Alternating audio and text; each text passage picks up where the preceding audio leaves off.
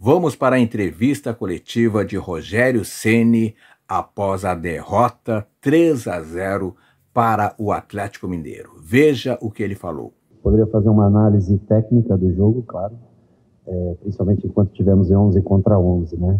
Mas esse jogo ele começa em Internacional e Atlético Mineiro quando o Vitor Hugo vai expulso, injustamente, tá? Não merecia ser expulso. Mas o futebol brasileiro não é que tem hábitos ruins, não. O Davi Lacerda, acho que é o nome dele, né? Deixou o jogo correr como se deve, uma arbitragem europeia e tudo e tal.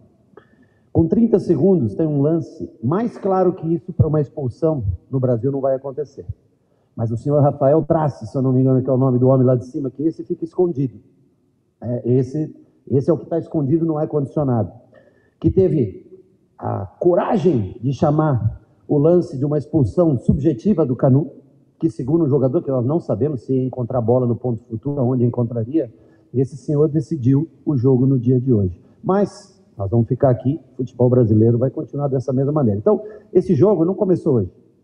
E o Atlético, dentro dos seus direitos e corretamente, porque na minha opinião, que também não vale para nada nesse sentido, o Vitor Hugo foi expulso injustamente contra o Internacional. Então, hoje o jogo é ditado no ritmo. Então, assim, eu só me pergunto, esse cara do VAR, que viu o pisão na altura, rasgou o meião, na altura da canela do Michel, ele vai para casa e vai acontecer o quê? Nós perdemos o jogo, temos que vir aqui responder, o Botafogo ganhou, encostou, o Fluminense joga amanhã com o Mirassol, e esse senhor vai fazer o quê? O que vai ser feito com ele?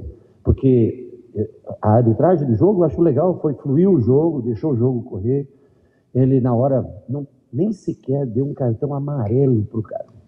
O cara do VAR não teve a coragem, porque o jogo era aqui, e o Atlético teve um jogador expulso nos seus primeiros, eu não sei exatamente quanto, mas diria que entre 15 e 20 minutos do primeiro tempo no jogo contra o Internacional, e hoje eles vêm aqui para fazer esse serviço que fizeram. Então, o VAR no Brasil, não é que o árbitro é ruim, esqueçam isso, tem bons árbitros, tem boas arbitragens sendo feitas, mas o senhor Rafael Trace no VAR, o que acontece com ele? Como é que ele vai explicar que ele não chamou o árbitro sequer para o vídeo, para ver o lance que acho que é o Alonso, pisa, não digo que foi por maldade, ele lança de expulsão clara. Então o futebol brasileiro caminha para onde está devido a isso. Sabe o que vai acontecer? Nada. E no próximo, nós vamos tudo fazendo de acordo com quem foi prejudicado, vamos tentando. Esse é o futebol brasileiro.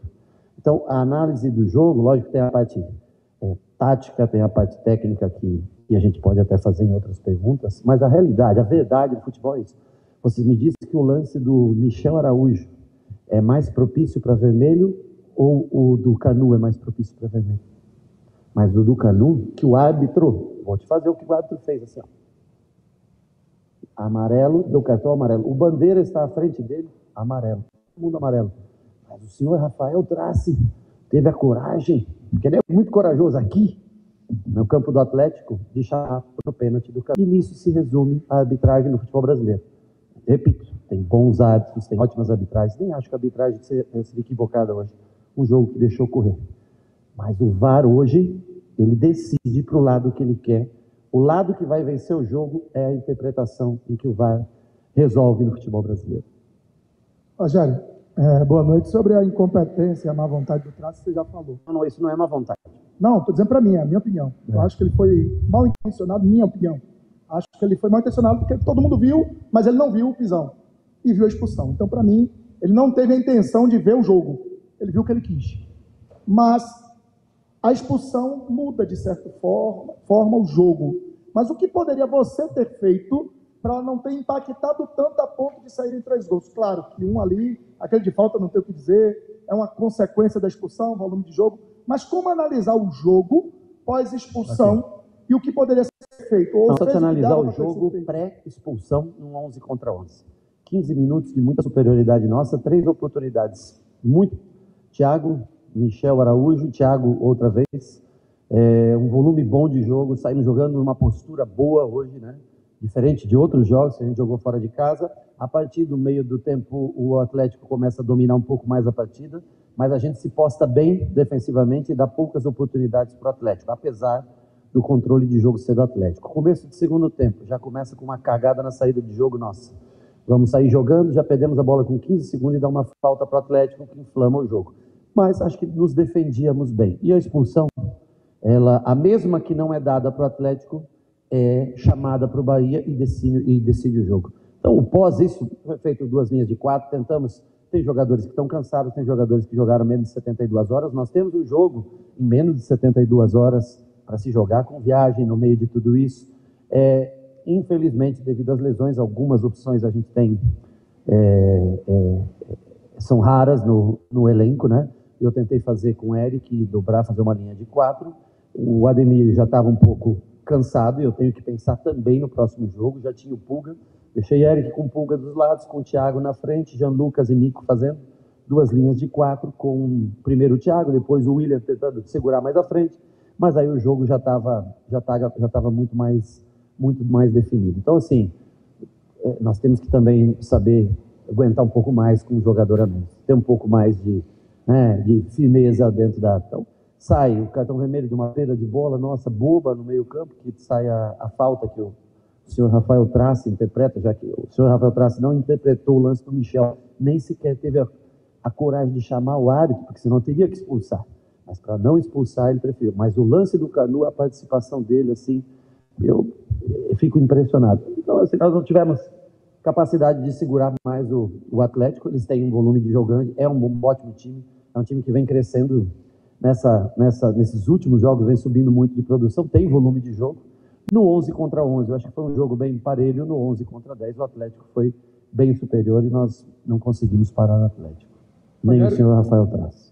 Foi o Juba por fora, com o Cauli vindo para dentro, tentar ter um pouco mais de posse de bola, nesse gramado sintético que a bola corre bem, corre rápido, tem um pouco de atração para que o Thiago justamente fizesse os lances que ele teve, né? Tanto de saída de bola de jogo, a primeira nossa que foi ensaiada e muito bem feita, e depois, durante o jogo, as bolas que o Thiago recebeu justamente atacando o espaço, que é o oposto do que o William faz, né? O William jogou quase 100 minutos no último jogo. Eu tenho um jogo daqui a 3 dias. Eu preferi tirar o William hoje e tê-lo uma possibilidade no jogo do Beira-Rio mais inteiro do que colocar eles 90 minutos hoje. O Pulga, ele está voltando de uma lesão de longo período. Eu deixei ele mais tempo do que eu podia no último jogo para tentar vencer o último jogo contra o Red Bull. Então ele foi no limite e era muito arriscado colocar o Pulga de início. Então nós fizemos a opção de jogar com o Cauli, Juba mais por fora hoje. Depois, quando nós ficamos com a menos, aí o Juba ficou um pouco mais atrás, abrimos com o Iago e com o Pulga, com o William, mas já era tarde. O jogo aqui, o campo é ligeiro, é rápido, o Atlético tem qualidade, ficou difícil para a gente. Mas o objetivo era ter mais força física, era ter 4, 5 trocas, né, para que a gente tivesse um pouco mais de parte física para suportar o jogo.